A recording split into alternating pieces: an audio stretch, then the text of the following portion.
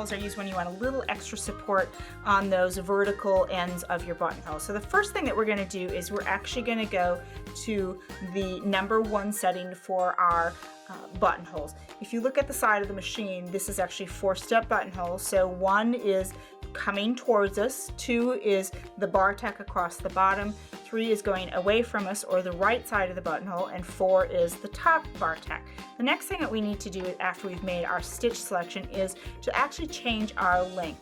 So from 0 to 1, you'll notice that you have the buttonhole stitch length adjustment. So we're going to go ahead and set that up. Now we're going to go over to our presser foot. We're going to take off our standard presser foot because we are actually going to attach the buttonhole foot. And when you look at your buttonhole foot when you first get it, you'll notice that you have this little tab at the end, and then you have another tab at this end, which would be the end towards you when the buttonhole attachment is in place. And what that does is that allows for the cording to sit on each side, in a sense spreading that cording out. So what I've done is I've looped my cording and I'm going to wrap it around the end that I would consider like the tie down end. That's going to be the end that secures the cording. And then these 2 pieces will actually go up into those grooves and be secured there. I actually do this before I attach my buttonhole. I find it a little easier to do that rather than trying to put the cording in position when the buttonhole is in attachment is in place. So I'm going to go ahead and secure the buttonhole attachment in place. Once it's snapped in place, I'm going to pull that buttonhole towards the back because remember that buttonhole stitches towards me. Now I've gone ahead and I've marked my fabric, and again, because the buttonhole is going to stitch towards me, I want to start at the top of my buttonhole, and I'm lining up those edges with the markings on the inside of the foot. And now I'm going to go ahead and lower that presser foot. So I'm going to go ahead and I'm going to stitch down the right hand side of the buttonhole attachment. And what I want to make sure is that that needle is going over or clearing the cording and not stitching into the cording, so that when I come to the end of my buttonhole, I can hopefully pull that cording back or pull that loop back. So I'm coming to the end right here. Okay, and again, I want to stop on the right side up, and I'm going to go to stitch number 2, which is the bottom half of my bar tack. And here's the bottom half of my bar tack going back and forth.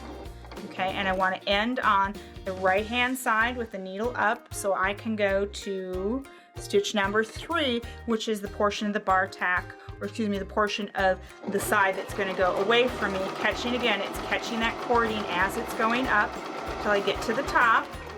And then I'm going to stop with the needle on the right hand side, making sure the needle is out of the fabric, and I'm going to go back to stitch number 4, which is the top of the buttonhole or the top bar tack. Let it stitch in place a couple of times.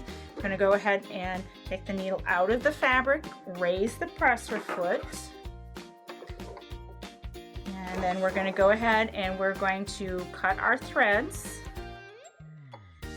And then what we're going to do is you can see that you have this loop right here, and that's where it connected to the top half of the buttonhole. So now what I'm going to do is I'm going to grab my cording, and I'm going to go ahead and I'm going to pull, and what that does is you can see that's pulling that cording down into that buttonhole, securing it.